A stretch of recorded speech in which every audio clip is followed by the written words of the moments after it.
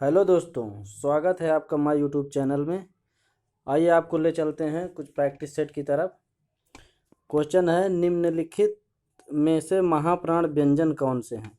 दोस्तों, महाप्राण हमें बताना है। हमने बताया था ना ट्रिक आपको अल्प प्राण महाप्राण की। ए मामा,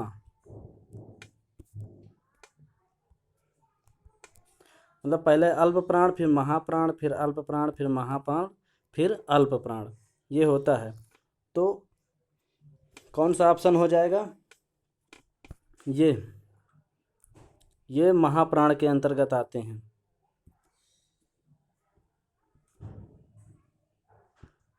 अगला क्वेश्चन, जब प्रथम शब्द संख्यावाची और द्वितीय शब्द संज्ञा हो तो कौन सा समास होता है। याद करिए, फिलहाल मैंने पढ़ाया नहीं है अभी ये, लेकिन जिसका प्रथम शब्द संख्यावाची हो वो क्या होता है? द्विगु समास।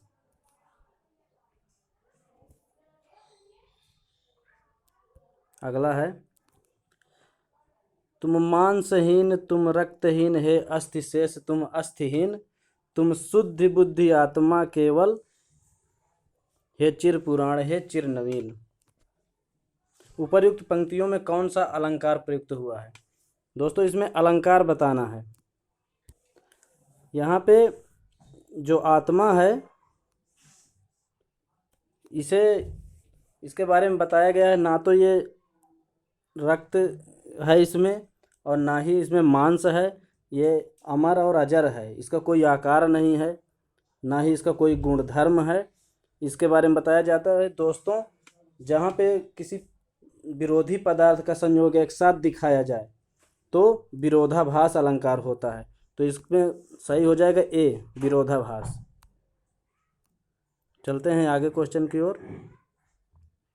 निम्नलिखित में से योजक चिन्ह कौन सा है, ये बताना है। तो योजक चिन्ह जो दो शब्दों को जोड़ने का कार्य करते हैं वो योजक चिन्ह कहलाते हैं। इसमें सी। चलते हैं आगे। बुद्धिमान शब्द किस संवर्ग में है? संज्ञा,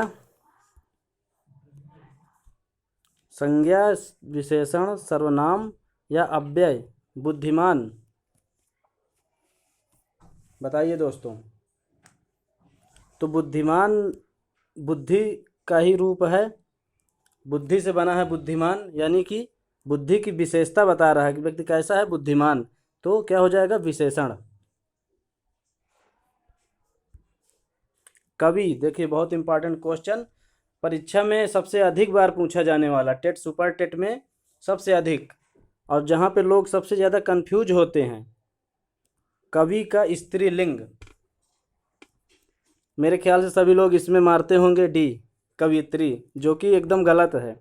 इसका सही रूप होगा, जो स्त्रीलिंग होगा कवि का, कवयित्री। दोस्तों, कवयित्री, या में रहेगी मात्रा, ना कि वा में। वा में कभी नहीं होती है। जो लोग ऐसा करते हैं वो एकदम गलत है, ध्यान दें इस बात को। बहुत इंपॉर्टेंट, मोस्ट इंपॉर्टेंट। अगला क्वेश्चन, टा वर्ग में किस प्रकार के व्यंजन हैं? टा वर्ग में, टा वर्ग दोस्तों, इसका सूत्र होता है लिटुलसा नाम मूर्धा। तो इसका क्या हो जाएगा? मूर्धन्य। अगला है अर्धस्वर हैं। इसमें आपको बताना है कि अर्धस्वर कौन से हैं। तो दोस्तों, या और वाह अर्धस्वर होते हैं, ये अर्धस्वर कहलाते हैं। इनकी अयोगवाह कहा जाता है। अयोगवाह किसे कहा जाता है? विसर्ग को, या महाप्राण को, संयुक्त व्यंजन को, या फिर अल्प प्राण को? तो दोस्तों, अयोगवाह अनुस्वार को कहा जाता है। अनुस्वार, ओ सॉरी, हाँ, अनुस्वार या विसर्ग, वही होता है अयोगवाह।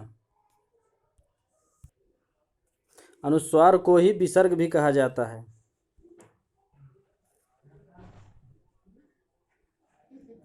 अनुस्वार विसर्ग भी कहलाता है। तो अनुस्वार कहें या विसर्ग कहें, बात वही है। चलते हैं अगले क्वेश्चन की ओर। संकर शब्द किसे कहते हैं? ग्रामीण भाषा का शब्द है या फिर संस्कृत भाषा का शब्द है, ग्रामीण व संस्कृत भाषा के कुछ विशेष शब्द, या फिर दो शब्द के दो दो भाषा के शब्दों से मिलकर बना शब्द? बताइए दोस्तों। तो ये हो जाएगा जो दो अलग अलग भाषाओं से मिलकर जो शब्द बनता है उसे संकर शब्द कहते हैं। कौन वर्ण घोष नहीं है? ध्यान ये देना है दोस्तों कि इसमें नहीं है पूछा गया है, जो नहीं है हमें उसे बताना है। तो और प्रत्येक वर्ग का तीसरा चौथा और पांचवा ये घोष होते हैं, तो हमें उसे बताना है जो घोष नहीं है। तो ये हो जाएगा छा, ये घोष नहीं है। किस शब्द में री स्वर नहीं है? इसमें बताना है कि री स्वर जिसमें नहीं है। देखिए रा कई प्रकार से लगता है दोस्तों, कि कृपा इसमें तो री है ही है, कृष्ण इसमें भी री है, दृष्टि इसमें भी री है, लेकिन ये री से ये रस्सी वाला यानी कि इसमें री नहीं है। तो ऑप्शन हो जाएगा डी। चलते हैं आगे। अगला क्वेश्चन है, था किस वर्ग का व्यंजन है? तो था आ गया दोस्तों, एक सूत्र होता है ली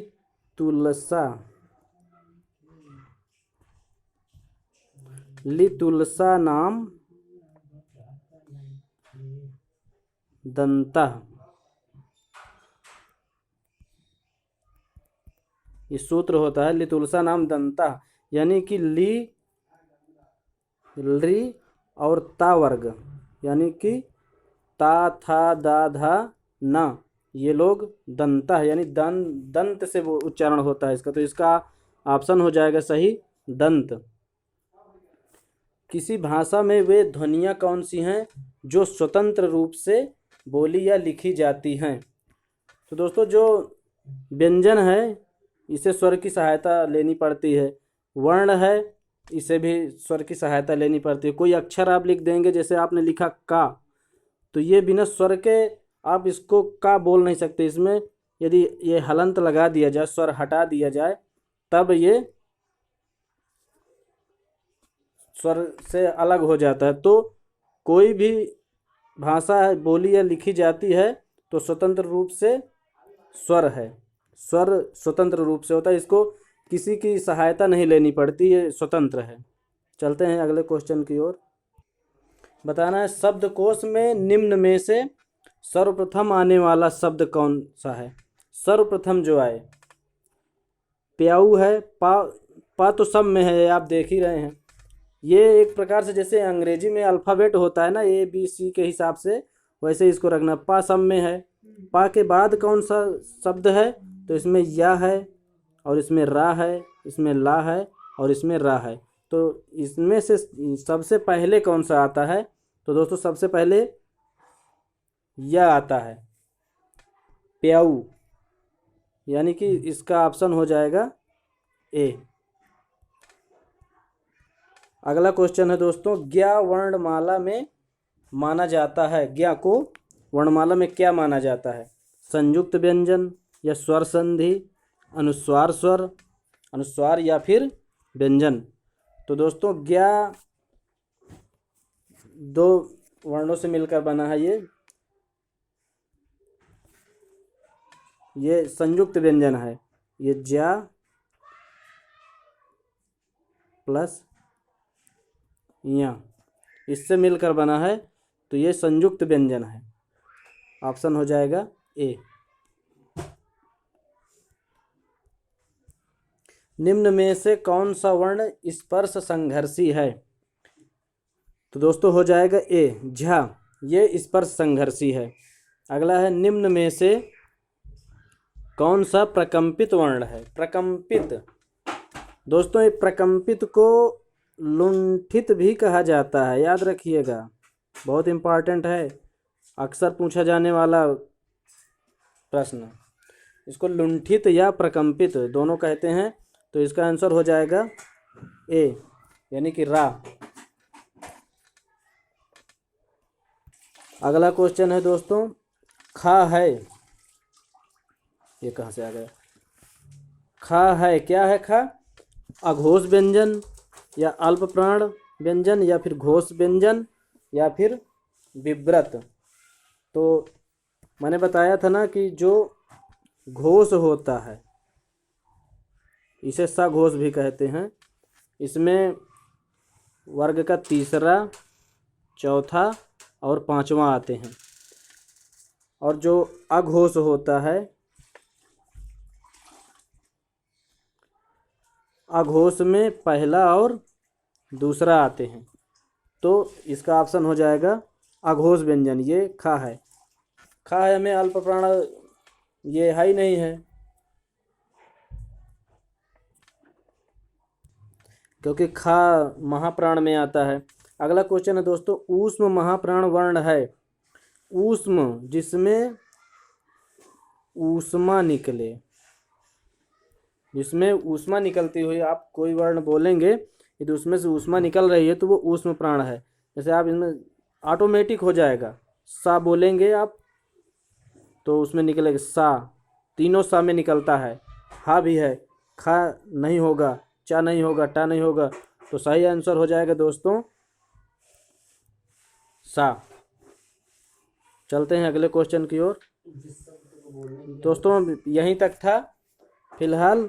कैसा लगा आपको वीडियो कमेंट करके ज़रूर कहना है कि आप अपने खुद के सपने के पीछे इतना भागो कि एक दिन तुम्हें पाना लोगों के लिए सपना बन जाए। तो दोस्तों इन्हीं शब्दों के साथ वीडियो को ख़त्म करते हैं, मिलते हैं फिर अगले वीडियो में, तब तक के लिए नमस्कार।